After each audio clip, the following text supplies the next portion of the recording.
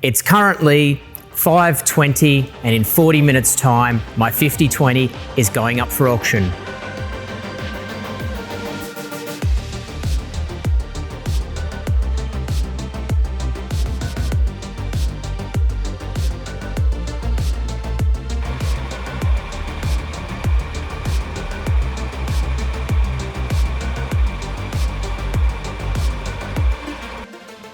When I decided to sell my 5020, I had to make a decision.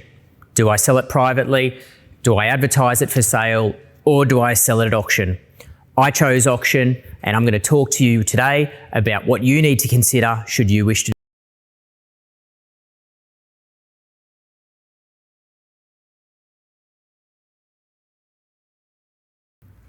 Before deciding to sell at auction, there are a number of things to consider. Many of these include why are you selling and what kind of market you want to target. When I decided to sell this 5020, there are a number of considerations I made before making that decision.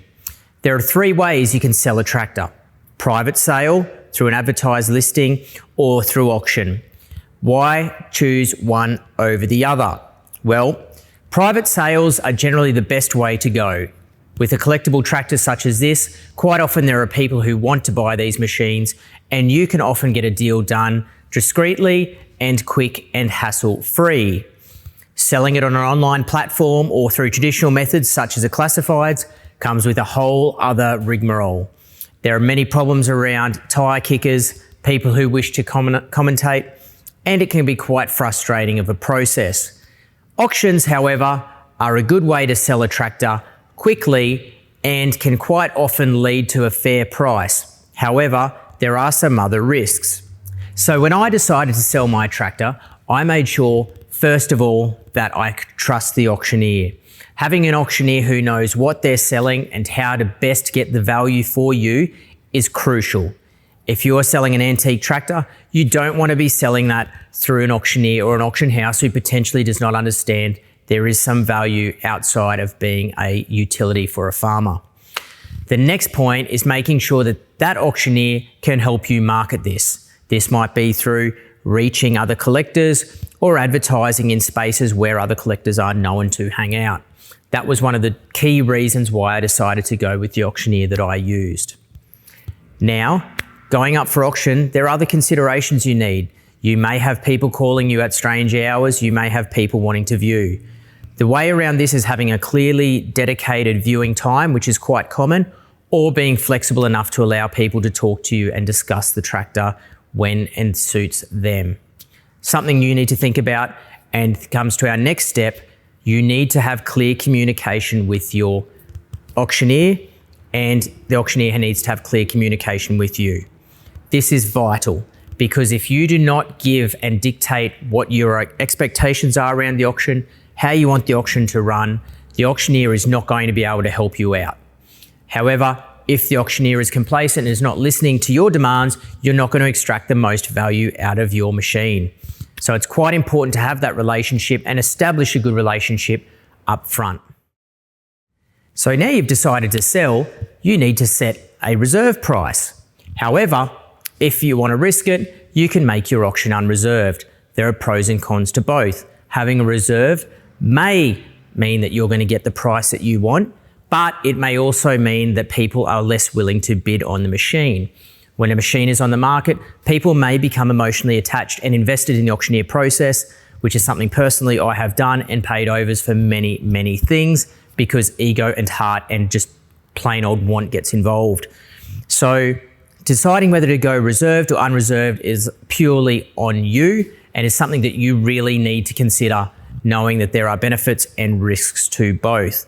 However, unreserved auctions generally do attract more attention, and in fact, I did have a reserve on this tractor, but decided to make this unreserved as of a few days ago, and right now I'm not sure if I'm going to hit the original target, but fingers crossed I do. We'll update you soon.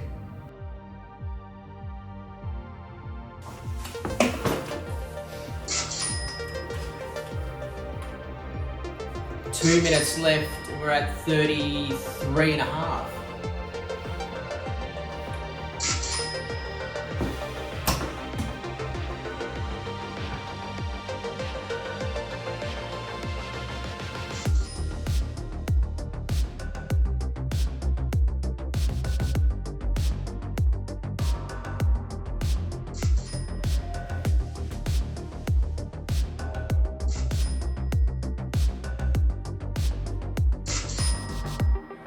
34 and a half.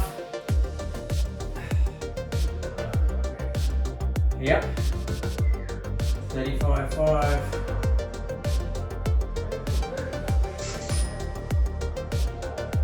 Yep. You must not be more.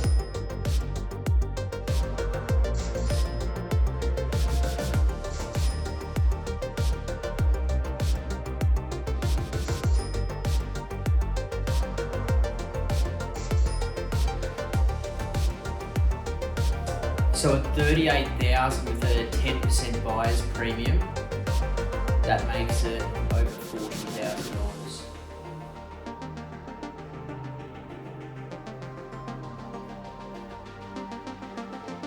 Wow.